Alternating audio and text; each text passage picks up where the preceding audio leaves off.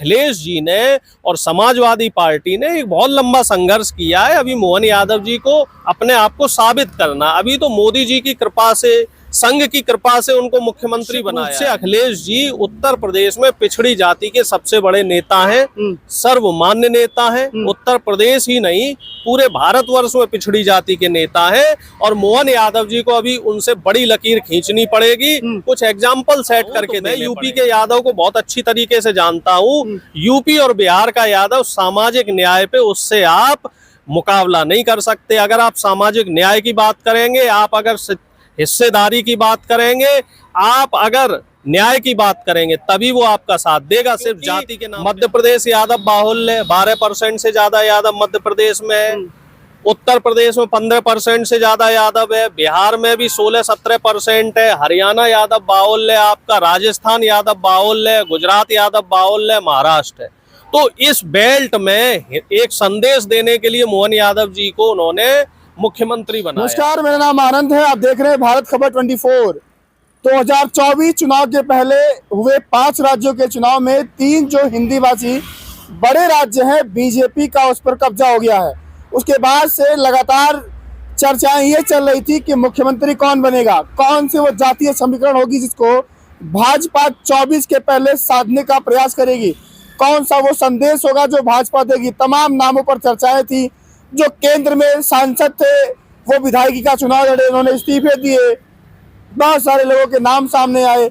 लेकिन बीजेपी ने सबसे इतर हट करके ऐसे नामों को सामने लाया जो कहीं ना कहीं राजनीतिक जो पंडित हैं वो भी सोच में पड़ गए हैं।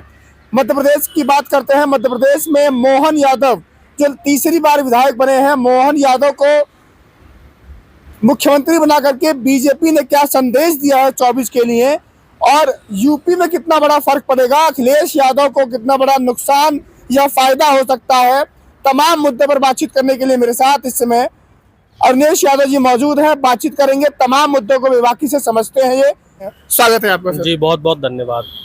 क्या बीजेपी हमेशा कहीं ना कहीं कुछ अलग करने के लिए जानी जाती है। राज्यों के चुनाव होते हैं, 3 में बीजेपी की सरकार आती है, बड़े राज्य हैं, हिंदी भाषी बेल्ट है, लोकसभा की सीटें आती हैं, यूपी की राजनीति प्रभावित होती है। अगर मध्य प्रदेश की बात करें तो मोहन यादव एक ऐसा नाम जो कोई सोच भी नहीं सकता था। कैसा संदेश है भाजपा का? देखो साहब, बीजेपी हमेशा, इसमें कोई दो राय नहीं है कि ऐसा जिन्न निकाल के लाती है अपने पिटारे में से जिसकी किसी को उम्मीद नहीं है। चलिए, अच्छा है, एक पिछड़ी जाति के चेहरा दिया है, यादव चेहरे हैं मोहन यादव जी। तो हमने उनको कल ही बधाई दी थी जब वो मुख्यमंत्री बने, और साथ में हमने उनसे निवेदन भी किया था कि मामा शिवराज जी, हालांकि वो किरार समाज से आते हैं और पिछड़ी जाति के नेता वो भी रहे हैं और 18 साल मुख्यमंत्री रहे, और हम उनसे भी बराबर निवेदन करते रहे कि साहब मध्य प्रदेश में पिछड़ों का जो आरक्षण है वो 27% करो, 14% है, जिसको पहले हमारे जो मुख्यमंत्री थे अर्जुन सिंह जी वो लगा के गए थे।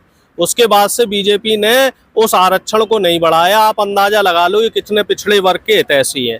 अब हम ये उम्मीद करते हैं कि मोहन यादव जी सामाजिक न्याय के लिए लड़ाई लड़ेंगे, पिछड़ी जाति से आते हैं, और मध्य प्रदेश में कम से कम ओबीसी का आरक्षण 27% करेंगे। प्लस जो हमारा इंडिया गठबंधन की जो मुहिम चल रही है जातिगत जनगणना को लेके, जिसको अखिलेश यादव जी भी बराबर कहते हैं कि जनसंख्या के हिसाब से हिस्सेदारी होनी चाहिए।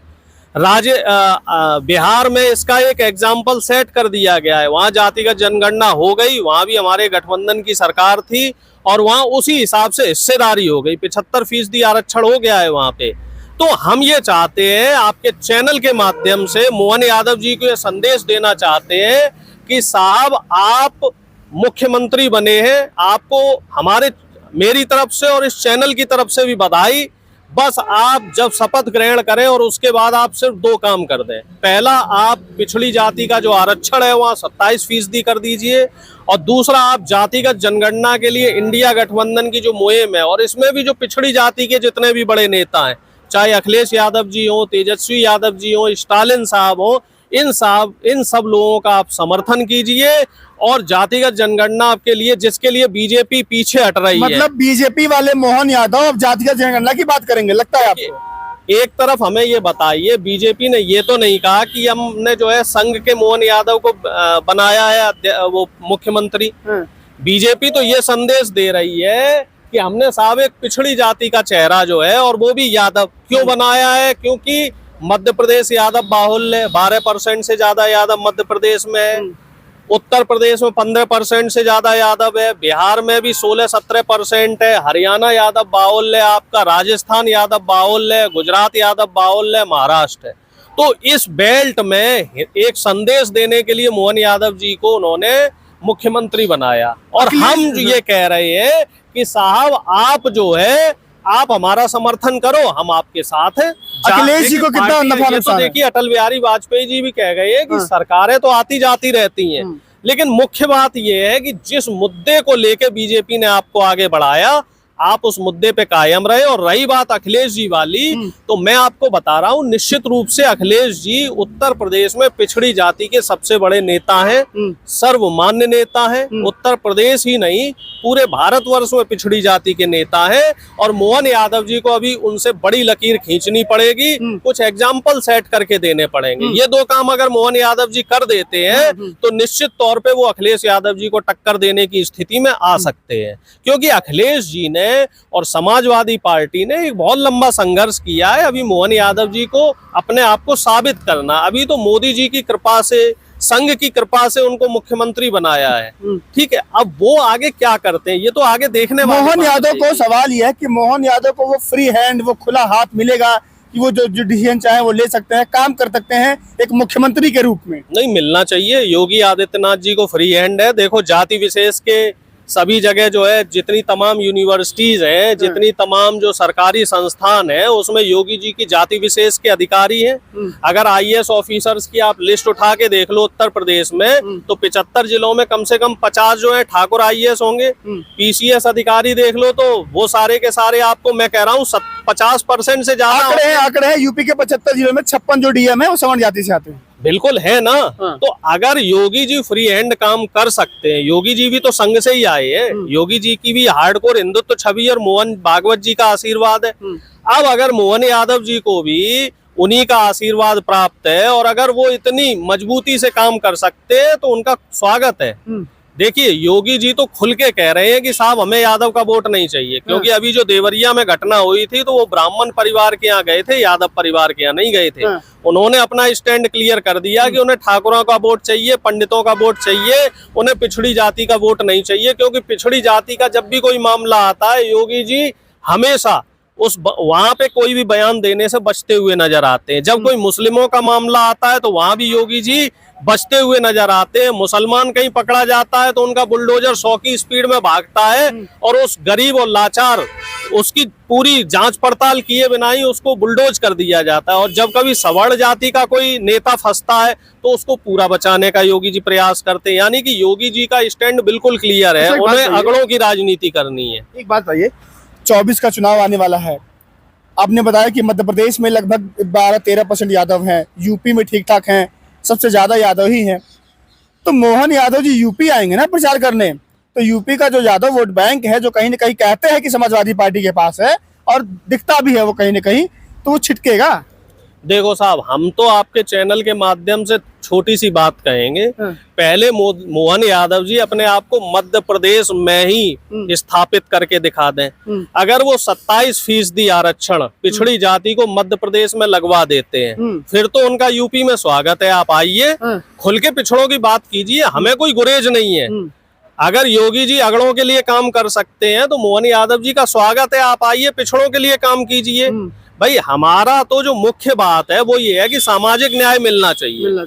अगर उसको विपक्ष की कोई पार्टी दे रही है, बीजेपी दे रही है सामाजिक न्याय, तो अच्छी बात है। हम लोग इंडिया गठबंधन जो है, हमारा मुख्य मुद्दा क्या है?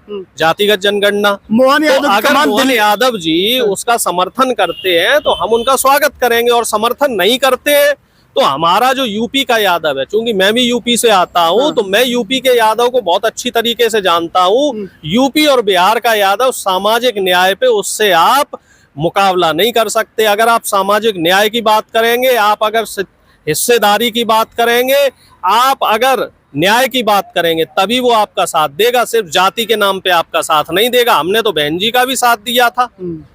बहन जी का जो पिछली बार गठबंधन हुआ था समाजवादी पार्टी के साथ, तो यादवों ने तो उन्हें वोट दिया था, तभी बहन जी की 10 सीटें आ गई। लेकिन बसपा का जो वोट है वो सपा में ट्रांसफर नहीं हुआ था, और कहीं ना कहीं आप देखो सपा की जो 5 सीटें थी वो 5 ही रह गई। ठीक है ना।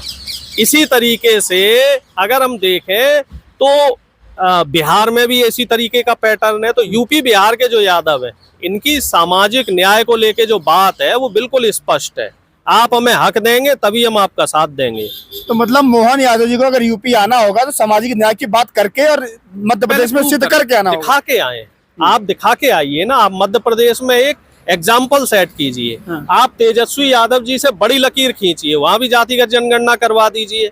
आप अखिलेश यादव जी से बड़ी लाइन खींचिए, जैसे नेताजी ने यहाँ 27% ओबीसी आरक्षण लगाया था, बाबू राम नरेश यादव जी ने, बहुत ही कम लोगों को पता होगा, अब जिक्र चला है तो मैं जिक्र कर दे रहा हूँ, बाबू राम नरेश यादव जी भी उत्तर प्रदेश के मुख्यमंत्री रहे हैं, और 77 में उन्होंने, तब मंडल आयोग की बात भी नहीं हो रही थी। मंडल आयोग जो है वो आपका 90-91 में लागू हुआ, उन्होंने तब 14% ओबीसी को आरक्षण दिया। तो आपको एग्जाम्पल सेट करने पड़ेंगे, तभी आप पिछड़ों के नेता बन पाएंगे। तो मोहन यादव जी अगर ये सब करते हैं तो इनका खुले दिल से स्वागत है। मोहन यादव पर बातचीत हुई। मोहन यादव को बीजेपी ने मध्य प्रदेश का मुख्यमंत्री चेहरा बना दिया है।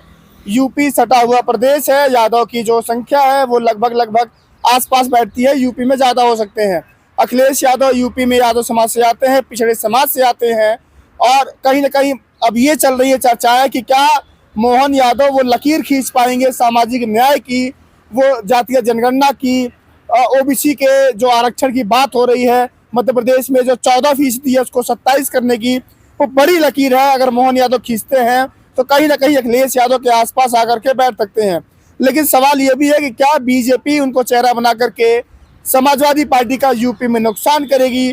क्या यूपी और बिहार का जो यादव है वो यादव के नाम पर जाएगा, या समाजवादी पार्टी के जो काम है और जो बीजेपी की जो विचारधारा है, क्योंकि मोहन यादव है संघ से आते हैं, और मोहन यादव, ये भी सवाल है कि मोहन यादव को खुला वो मुख्यमंत्री के रूप में काम करने का मौका मिलता है, या मुख्यमंत्री वो रहते हैं सरकार कोई और चलाएगा। बहुत सारे सवाल हैं, सवालों पर बातचीत हुई और जवाब भी मिले आपको। आपकी क्या राय है? अपनी राय देना मत भूलिएगा। फिलहाल के लिए नमस्कार।